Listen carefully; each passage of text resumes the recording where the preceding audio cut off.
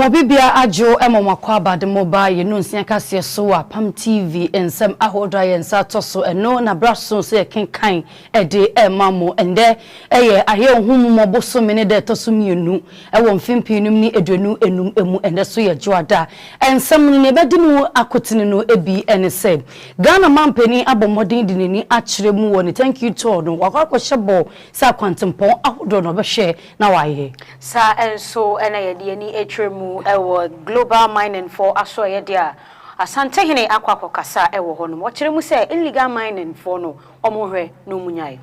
Ghana mampani asanso akasa de afa apomodin dwumedie enwo chemu so behwema bribia no etumi akoto ten ewo mu Onimanyamfo owura Kojo Henry Boaten enso ede nsembi atudwa wo kire mu se Ghana mampani enhwe na engineering student ompe alawa kakra emfama wo mu saso ena Prisia Honivali impenimfo so ede nsem atu edwase edrumboni a ati atesa ye friend red no wo momodin se wo bechi wo ho edi efiri ho wo thank you to ni mo na Ghana mampani akokoshe bose kokofo no afei omo bete ede ene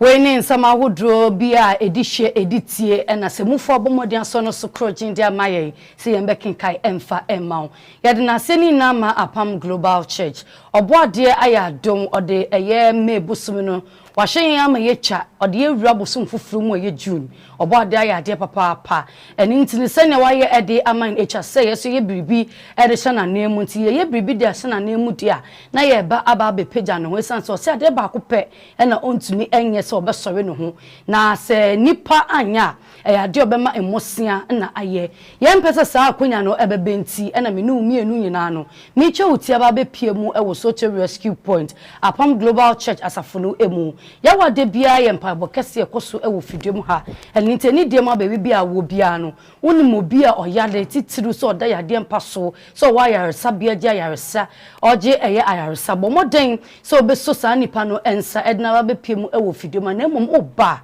ade ba ku ehia ene wugidie so ode beta to se ne be boa ma yade mpa no esono wo betumi efiri sa so ena kwesi ade bia no ye nkenyan som first service second service first service ni first say wo brown on song abo na 9 o'clock ya dio som na kwa kogu second service ni first say 9:30 na 11:30 ya dio som no asanso akwa kogu eni ti bomode na hihye ye twa kwan se na me di kan no e wo so chem rescue point nchechemu ni nyina no eni diem ubenya e wo 0249 66993 0249 66993 and 0540 378282 0540 378282 na nimpedifo enchiche enkomo akenkan fo no eyeme nana ama Fordjour mene ke chire ne nana ya Sikapa eni de ma yenda ne ye ho kombra ne ye ba ensem ne bedo mwesuko edi amam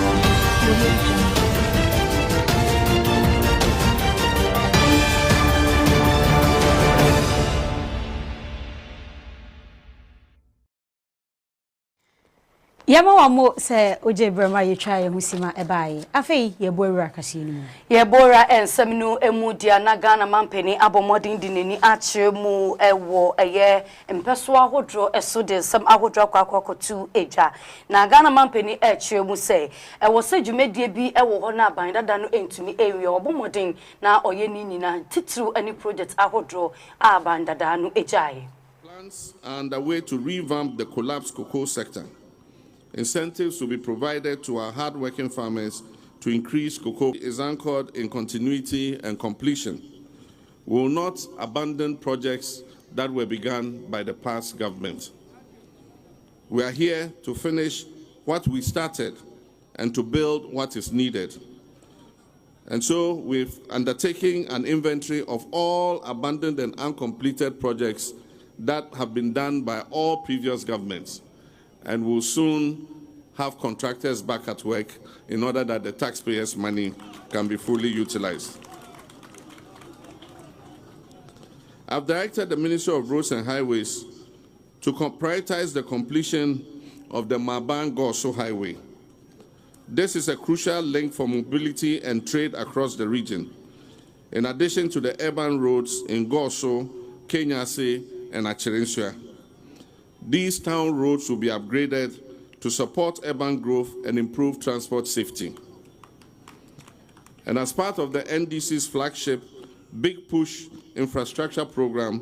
we will deliver on the following roads that we have targeted: Achirensua Ntotroso Atronie Sunyani Highway, Mem Kasapen and Bediako Camp 16 roads, Kukwom to Sankori Road, Gambia number 1 Tremasu Road,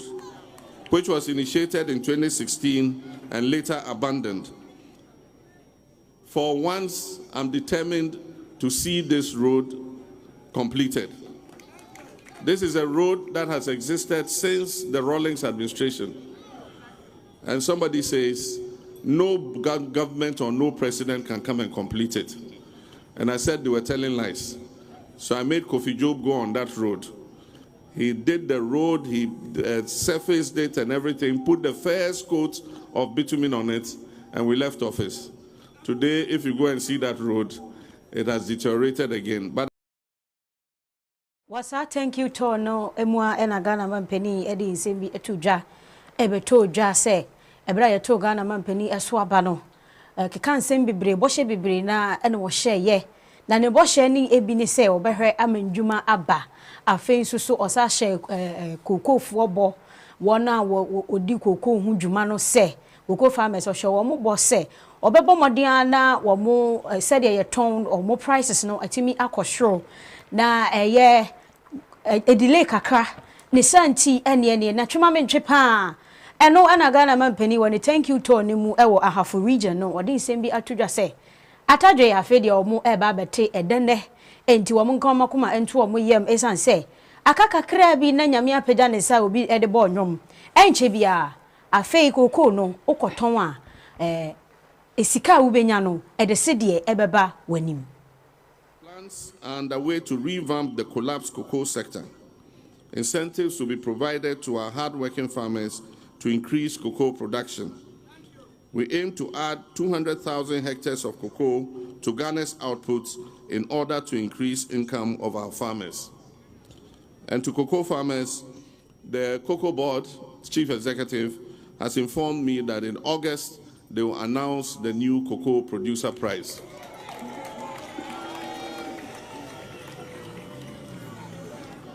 And I can assure you, the price is going to be a very, very, very good price. So those of you who don't have cocoa farms, go and start looking for land and start planting cocoa.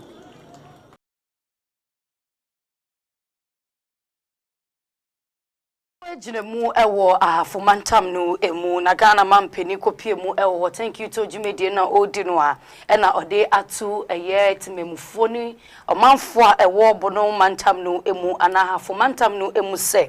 ade oba besi ayaresabia kase pa ede amonsa ne beboa amommapo mudin sabdo etimi ejina brane 2024 manifesto and again in the 2025 budget. One of our cardinal priorities is universalizing healthcare through the Mahama Cares program. Our comprehensive healthcare reform program that will take care of non-communicable diseases. As part of this, I'm pleased to announce that plans are far advanced for the construction of a modern Ahafo Regional Hospital. As we promised in our manifesto, we said all the 6 new regions will receive regional hospitals. Ahafo is going to receive a regional hospital. This facility will be a referral center with specialist services in maternal and child health, surgery, diagnostics, and emergency care. The new Ahafo Regional Hospital will make it not necessary for people to travel all the way to Kumasi to Komfo Anoche Teaching Hospital.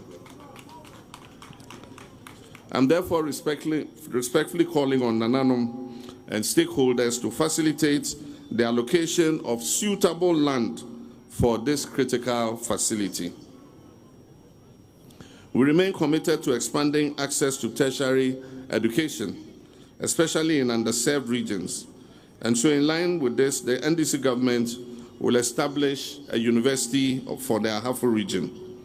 to provide world-class agricultural, natural resources, and health science education.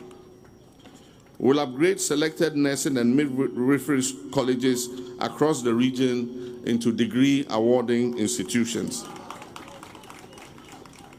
And we'll continue the distribution of buses to SHSs and health training institutions to support academic operations.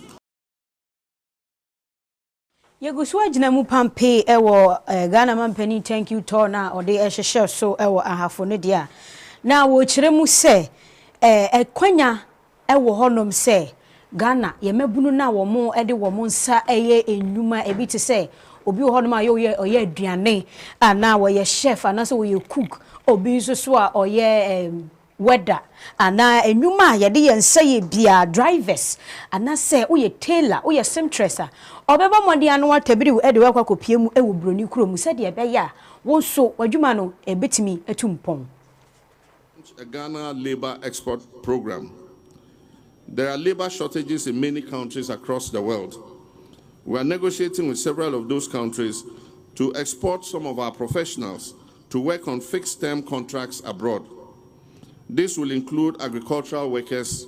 construction workers, electricians, welders, mechanics, health workers, chefs and caterers, drivers, machine operators, warehouse supervisors, among others.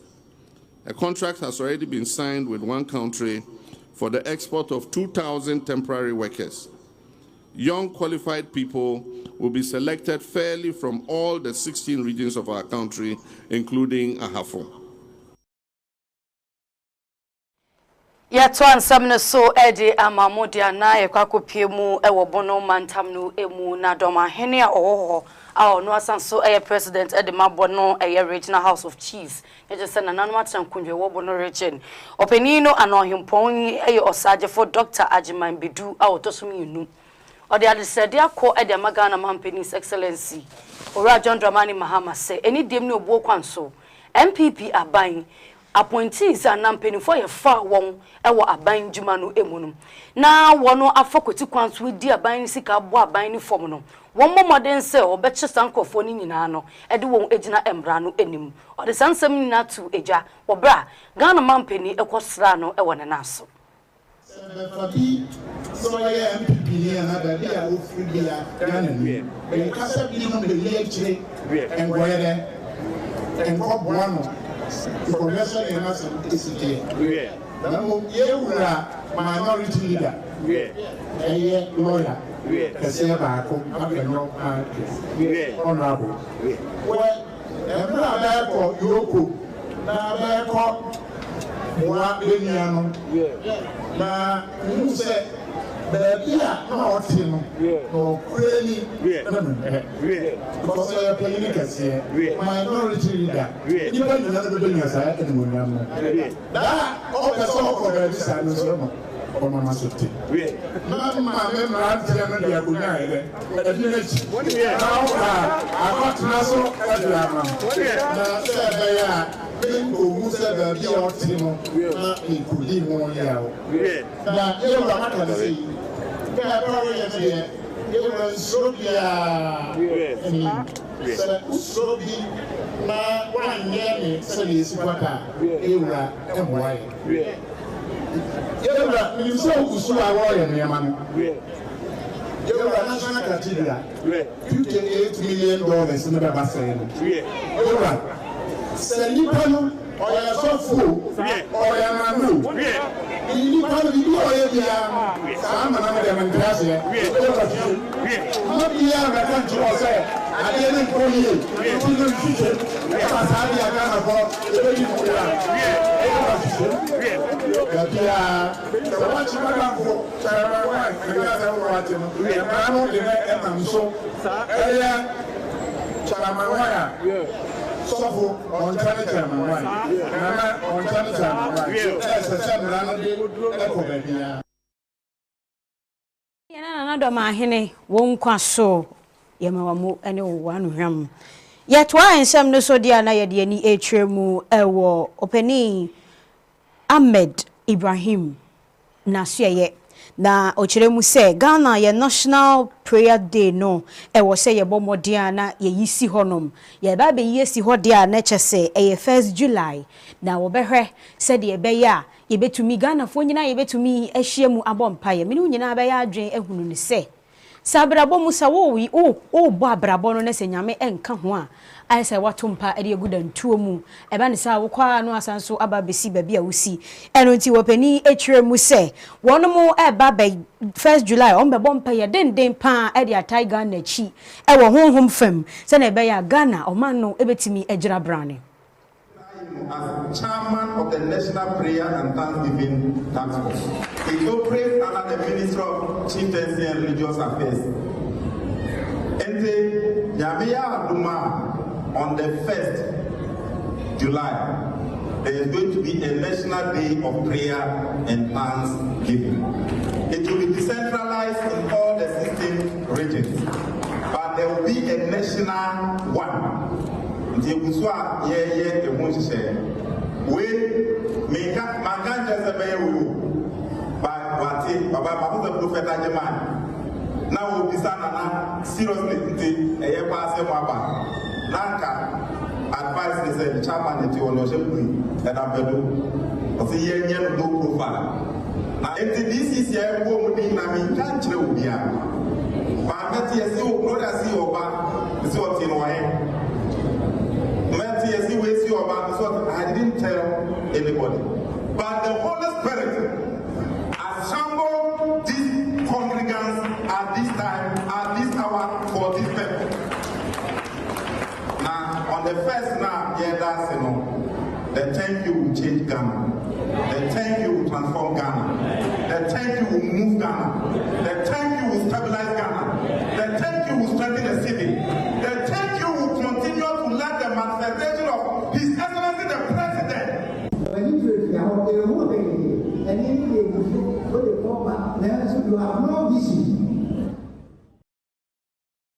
Yada so ejiremu ewo Jumedia koso na Jumedia ba be koso na titremu ni Edema National Day prayer and thanksgivings ene Dr. Ana Owura Elvis Efui Ankwa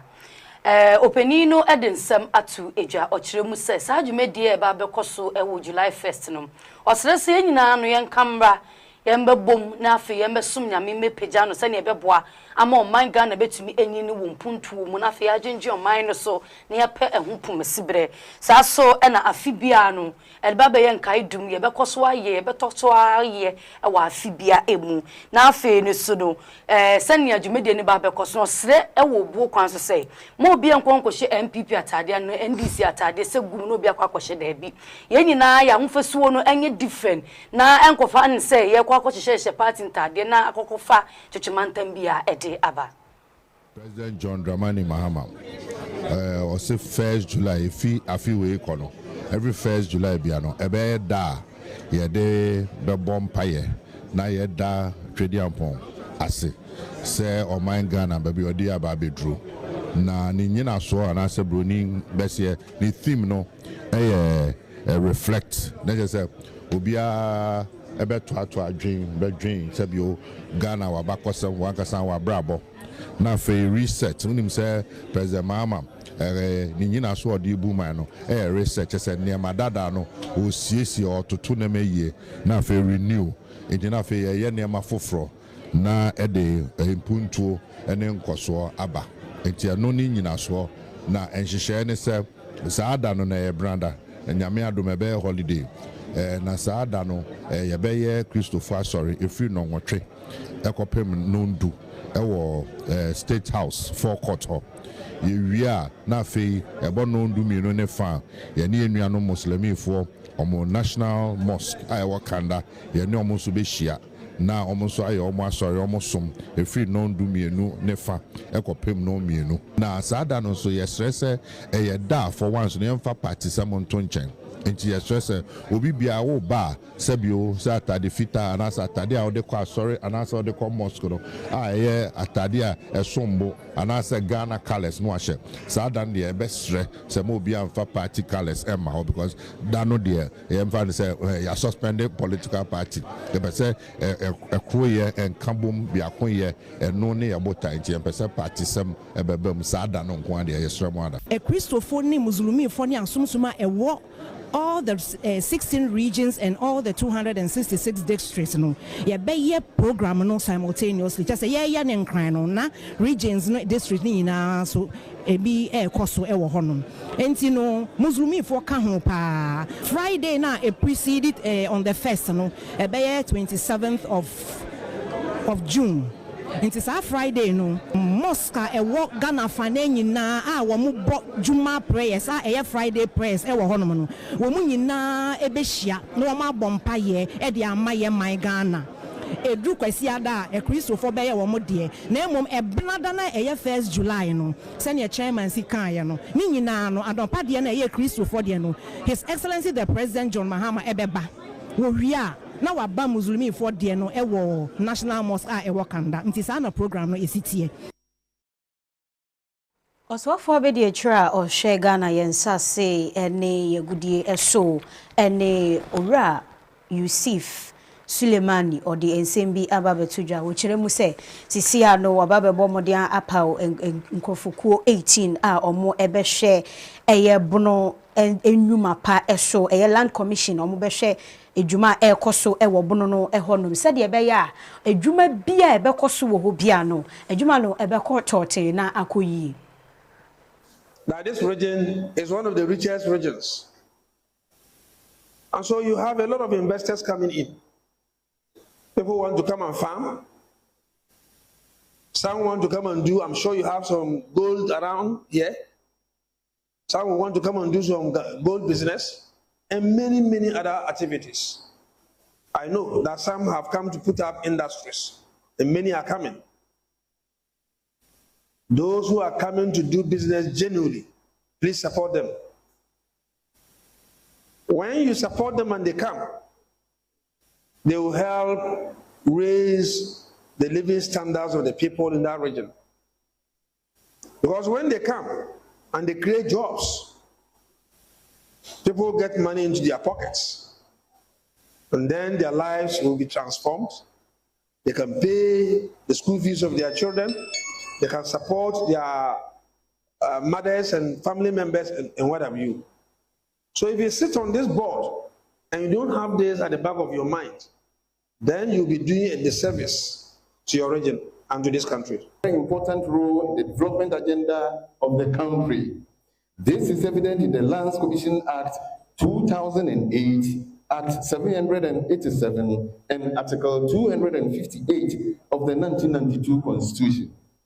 These provisions mandate the Commission to manage all public and vested lands on behalf of government, to promote judicious use of the lands and ensure that the usage of lands is in accordance with sustainable management and principles and maintenance of a sound ecosystem.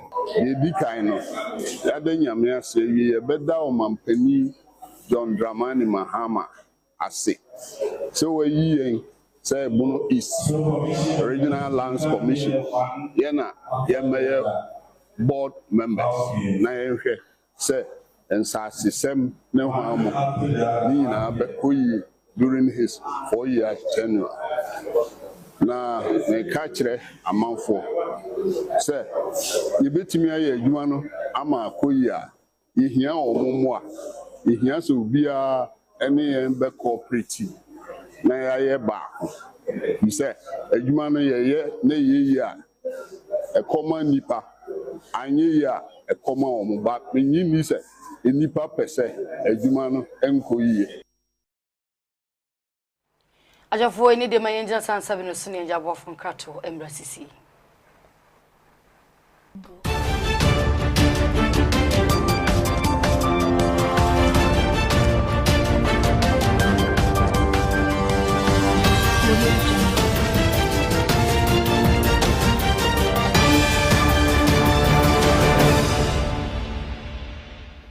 Nyame asumdwe enkamo the nchiakese efi asafo rade ebro asafo ayefra no Apam Global Outreach nyame akoa nyame difo nyame sempakafo evangelist papa ni agema eda ano yawoda weni yawoda biara boabo nyame ade hia no ede mpaibo de ne mpaibo ayaresa wom mpaibo agiewom mpaibo ebiebie apono ema adanse akese epie dodo nara eba mpaibo yibi no ana enyawa dance die odofo emra sosa wonso udu hu bewura sampaibo wemu yawoda idi manim ene yawoda eba nyina sampaibo ekoso entimeton safro sa wonso fa wo ha fa wo dadwen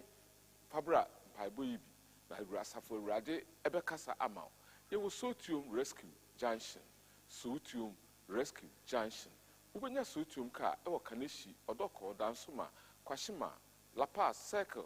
Accra Tama Station, Accra CMB Station, Madina Ofanko Barrier, Pukwase Amasamai, Kachire Mitsubishi Rescue Junction, Muamufi Dodo, Aduenya, Afienya, Pram, Ashama, Tema, Ashie, Uyibi, Adenta School Junction, Teshi, Numwa La Usu, 37, Laboni, Musumonfa La Paz Car, Nabisi or La Paz, Usi La Paz, Las Palmas Restaurant Anymore, Winya Sotium Kao. Kachire Mitsubishi Rescue Junction. Kaswan important for Edna Muabisi Malam Junction. Mosomofa La Paz car, na besi ewo Kwashima bus stop wo, usi bus stop wa, so to cars ejejina ho, Fabi, na usibisi o rescue junction. Usi rescue junction, block factory bi ho, acquire that block factory mfa so. Your signboard esi w'anim. Signboard no ekire okwan efa obenkum. Na onso abeka ho bi. Dwumadi ehia se anopa no nson na duba akonefa na yapon. Odofo Awurade mu Bible say, with God all things are possible. Nti also fa habra na safu ihu abekasa ama. Yami nshira.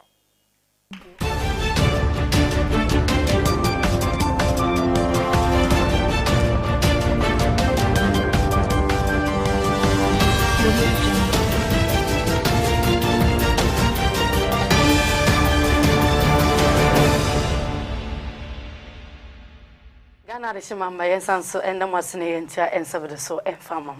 Yet was so dear na yediani a tremu ewo openi pa or ye engineer student wada or ye president wada wono ano. Edia wa just so ora Kojo Henry Boateng o tremu se na Ghana man penny was srene ni die mu a said ye na nurse for eje allowance na teachers for eje allowance no. Womodiana won chaneni emfa enhye engineer student for no so omodiana on pe alawa kakra emo mu no mo fa nhye wo mata so e ba ne sa eboa wo mu yie pa say allowances no as of mine yes I adwin ho biom cause so hwe asama yete atwam na say set time am hwe teachers training and nurses training na yini enipa dodo a omadiji ho ntia no no mo ye dey motivate omo nya enipa dodo na say yete sa na say ye hwe oman gina bia enipa bempa na hia those are more engineering practice mo na ye hia omo kase pa oman mu sese ama oman no punto akwa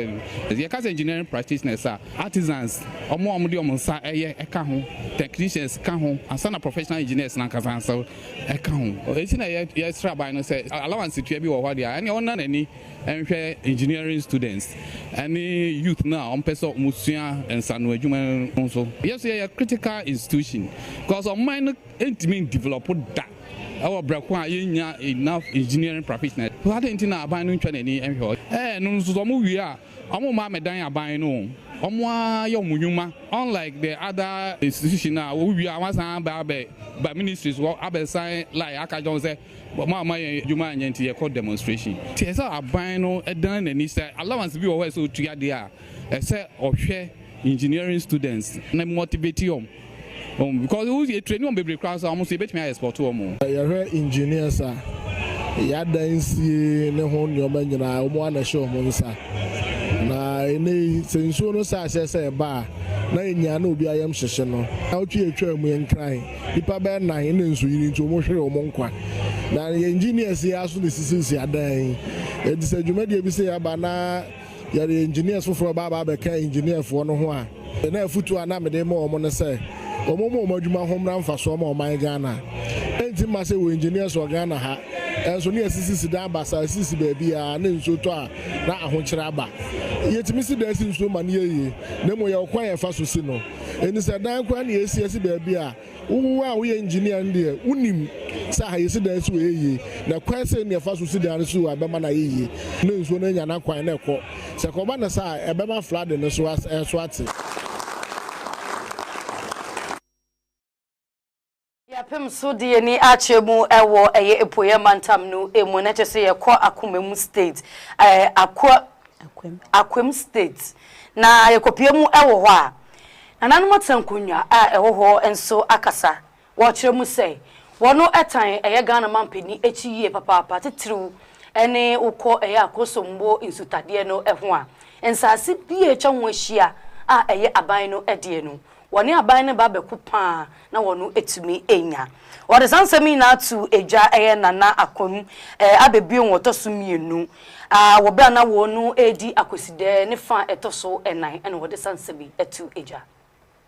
ena aban pa me se ni sanse a enam negligence of lands commission and land administrators so a ayira and documentations about whom baby eda papa and answer a man for afa ba say the year the omope without recourse to Apam. A man for encroaching on state lands. Nina Apam say the entire Ghana mena member na yen share na Jesus asimina embama Apam bio. Inti bese bosomenie Honorable Minister of Lands esmame so what to say a man for be asisi adan e won so na no men to me cambra emba na ho enen ndi kita ho yen hwe se ya e betumi a stop a man for no me ba so no na se ono so hu bibisa ebi wo ho a oni mo hwe na so se mbepem ye ba na e be start adwuma na ono so obekancho na safo na omaboa mesre se yema some fiscal discipline so bi pass as dia ye bibia nipa no omba na ho yesa yen de se baba to se wo ye bibia enda na kwemu ana se mfa na kwemu a yebubu ye de nsem bibre ito nanim eye rules a ekoso compensation a e wo se ba eye road a wo yin eye insu pipe eye old eye asbestos e no mo use nti hygienically nkra no enye nti ye de atu nanim se onhwe na saa woni eye contractor no ne Ghana Water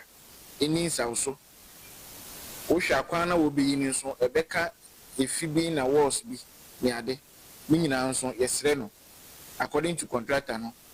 eni eye contract no de mani nti ebesre se na wo ye kwan no de wo behwe no wode ni nyina beka ho na impuntu ene nkoso akwaman yepe no yengenya na yede mpai ene ahoden bibia beta nechi yetwa so dia na yede ni echiremu ewe global mining wabra omudwumadi ehhehye so enane oye asantehene dana osei otumfo osei tutu the second ebo anan ekokopiemu ewo ho na opani no ensema wakanyina ene se na onkwaso o kiremu se wana watu efom egudie ekwambone so no emwakra na esei ensuo ene nsase esanso eboman enti wonu mu hwe na wonu mu enyayo denied that the cocktail of regulatory failures, political miscalculations and corruption have combined to make the task of curbing the menace more challenging. But there's no issue here which is insoluble.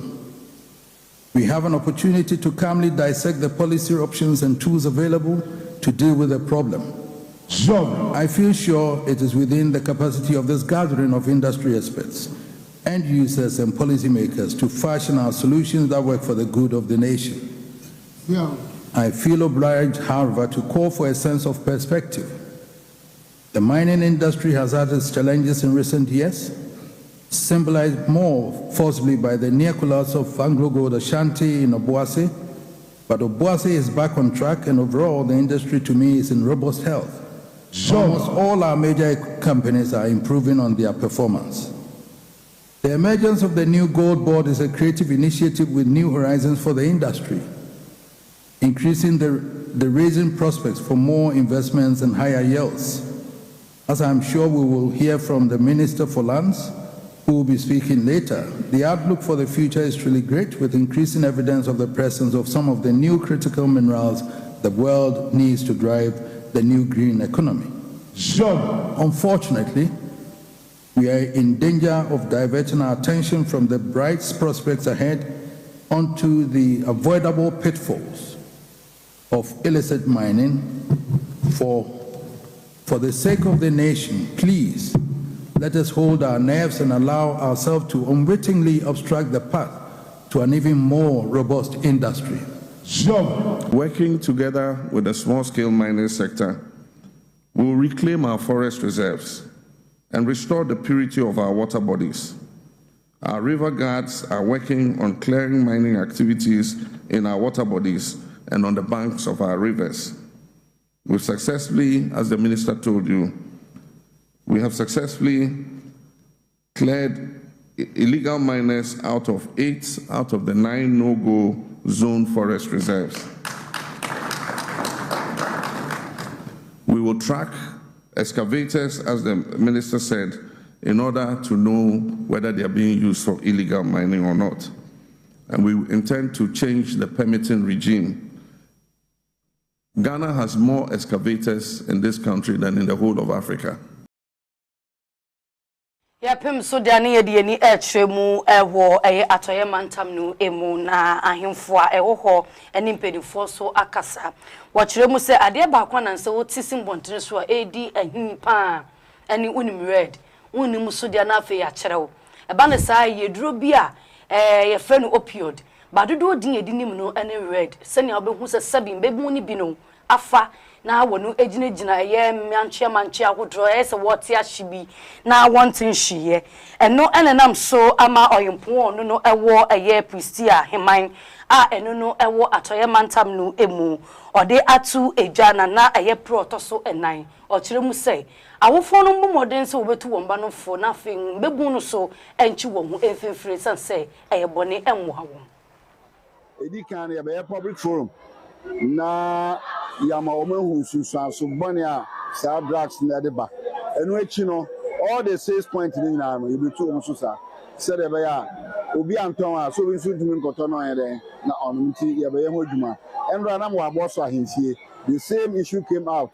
amaka mama assurance many MC yebetu so sa na ahwe kwan be fa so a ye nkwara no ombetwe mo afi sa ni bono many NCC for so be program. Ada say my birthday or Founders Day, the person be quiz. What do you know about negative effect of drugs? I know so within these things, you shall say you be na abuan kwala no hu the dangers in this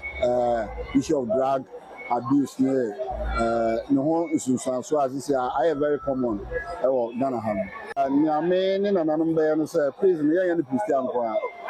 The person you be the whole conscience. In that case, your conscience is zone 3. Abosu zone, Bogosu zone, Christian zone. Until next year, no matter say 3 zones near the 4 schools Jaba to make the 12 schools.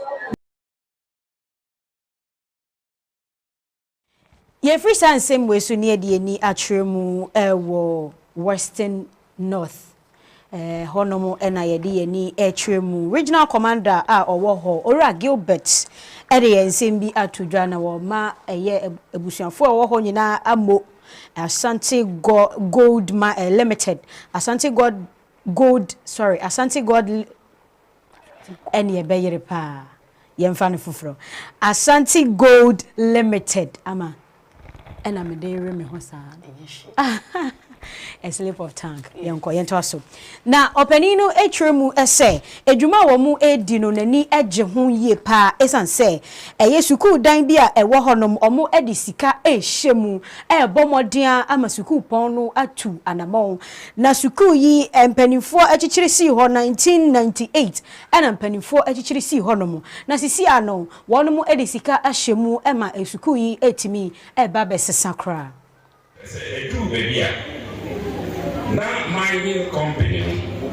ye fanipa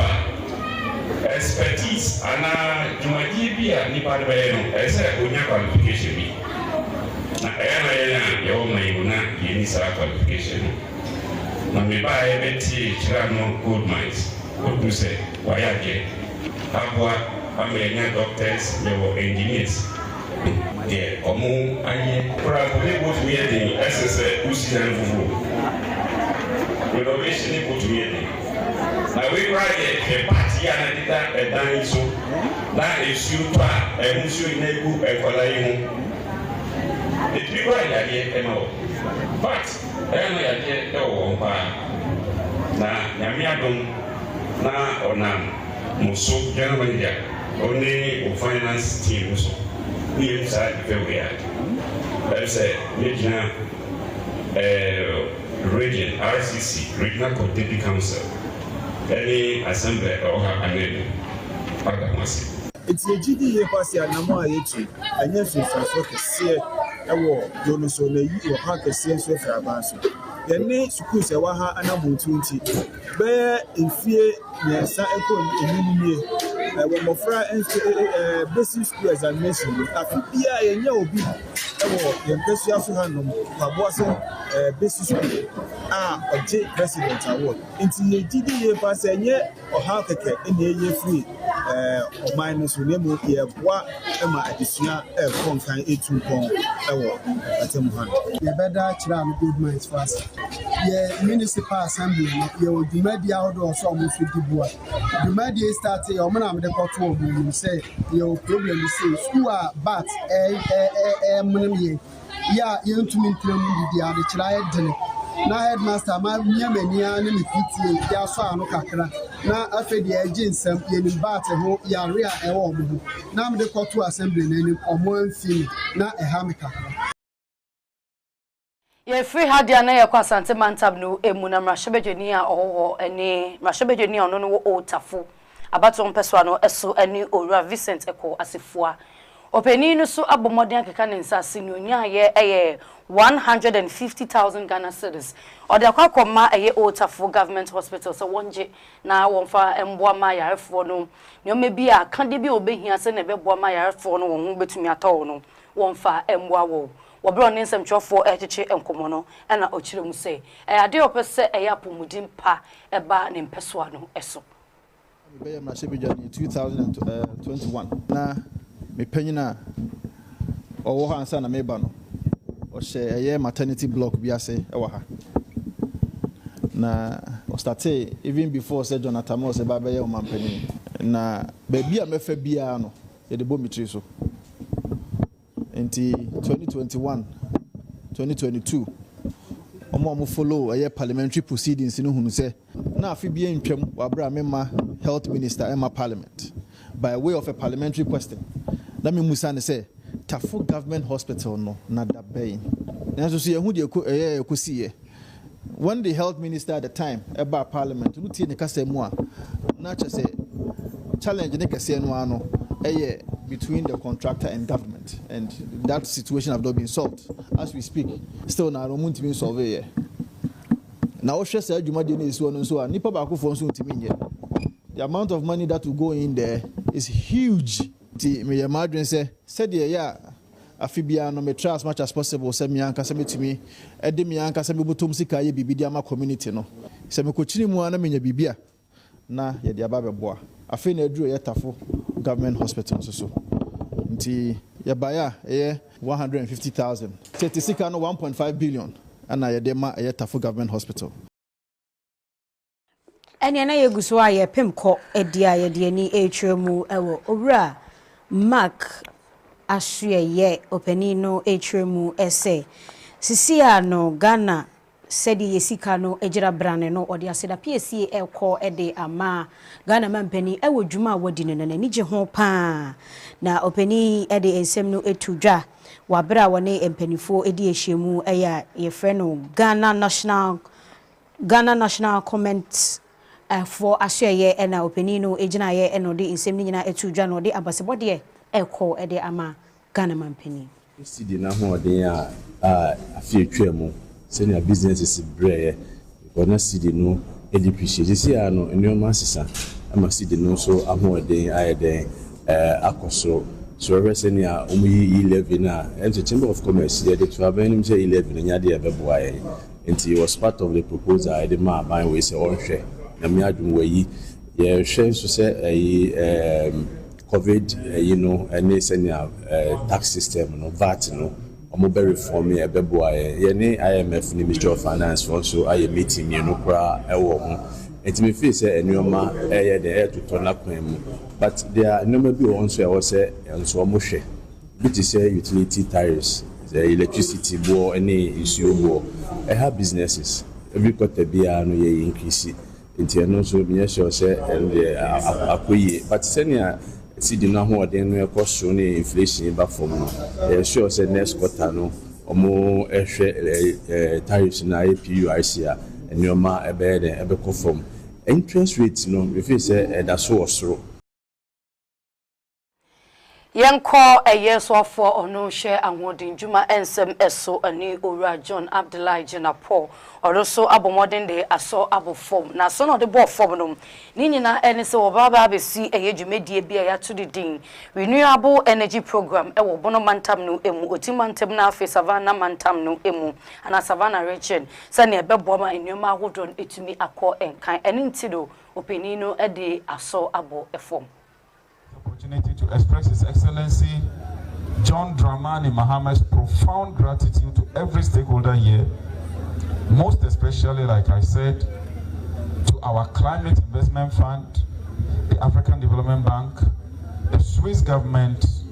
whose support has been instrumental in getting us to this point. Your collaboration with Ghana is a testament to what we can achieve when we unite and forge ahead together. To our local leaders and the youth and the beneficiary communities, I thank you all and call on you to get actively involved during the construction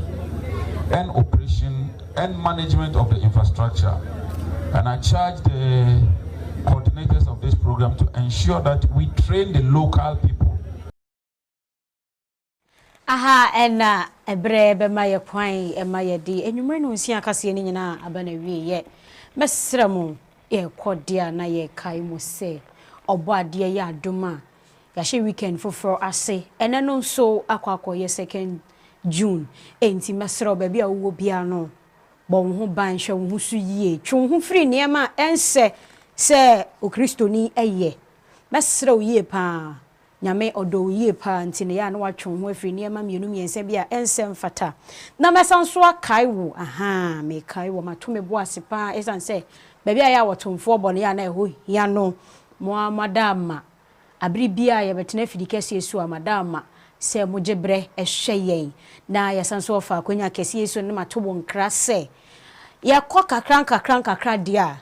ewo week ye mu Thursday da ye ne mu nyame ma ebe sanso edi ahia ewo Apam Global Outreach asafo ye twa kwan enye penakra so twem rescue junction me pa chobo modia na beka ye ho ai abri bia no eya na ewo se yetimi ede ye ho ehye obo ade ensem sane ebe ya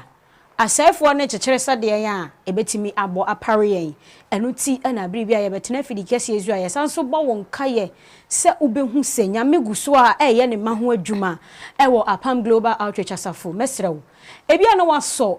ensuo no waso ni nyina ahwe honhom no waso ni nyina ahwe